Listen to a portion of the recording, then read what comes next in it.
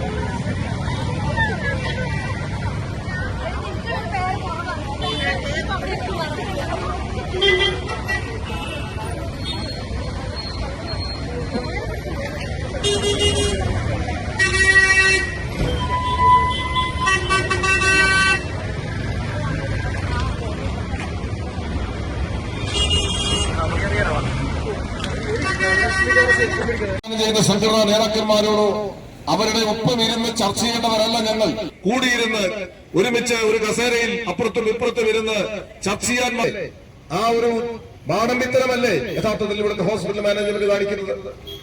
ഈ കഴിഞ്ഞ ദിവസം ഏറ്റവും അവസാനം നടന്ന ചർച്ച 4 മണിക്ക് ചർച്ച തീരുമാനിച്ച് 2 മണിയാകുമ്പോൾ ഹോസ്പിറ്റൽ മാനേജ്മെന്റിനെ പ്രതിനിധീകരിച്ച് ഒരു കത്ത് ലേബർ ഓഫീസറിന് കൊടുത്ത് അവർ പോവുകയാണ് ചെയ്തത്. ഞങ്ങൾ ചർച്ചക്കൊന്നുമില്ല, ഈ കത്ത് നിങ്ങളെ ഏൽപ്പിക്കുന്നു എന്നാണ്. ആരുമായിട്ടാണ് ചർച്ച ചെയ്യേണ്ടത്?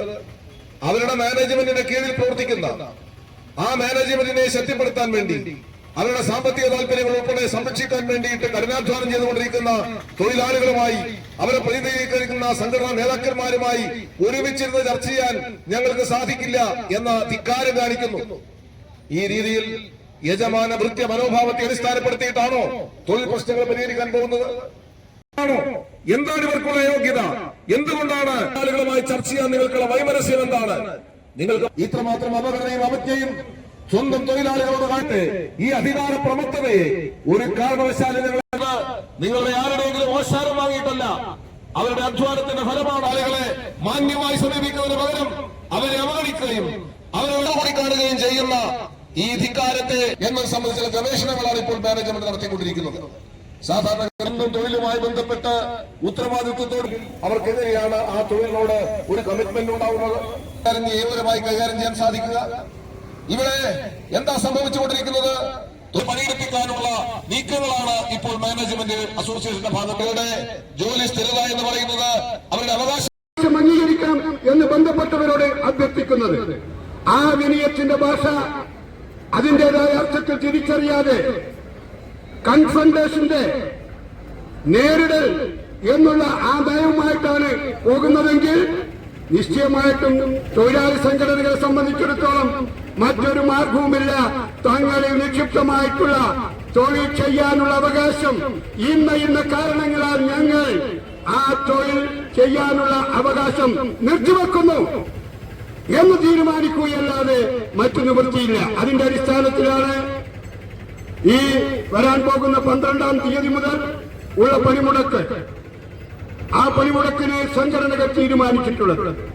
ഇപ്പോൾ മാനേജ്മെന്റിന്റെ കോർട്ടിലാണ്. അവരാണ് തീരുമാനിക്കുന്നത്. ഈ ഏറ്റവും സുപ്രധാനമായിട്ടുള്ള അവശ്യ സർവീസിൽ തങ്ങളുടെ കെടുകാര്യസ്ഥത കൊണ്ട്, തങ്ങളുടെ നീതി നിഷേധം കൊണ്ട്, തങ്ങൾ സ്വീകരിക്കുന്ന നിയമം അനുസരിക്കായ്മ കൊണ്ട് ഒരു മേഖലയാകണമോ വേണ്ടയോ എന്ന് തീരുമാനിക്കേണ്ടത് മാനേജ്മെന്റാണ്. ഞങ്ങൾക്ക് പറയാനുള്ളത്, നിരവധി പോരാട്ടങ്ങൾക്ക് ദൃക്സാക്ഷ്യം വഹിച്ചിട്ടുള്ളതാണ് ഈ കണ്ണൂർ. 365 ദിവസം നീണ്ടുനിന്ന ഒരു പണിമുടക്കാണ് KS ഡിസ്റ്റിലറി നടന്നത്.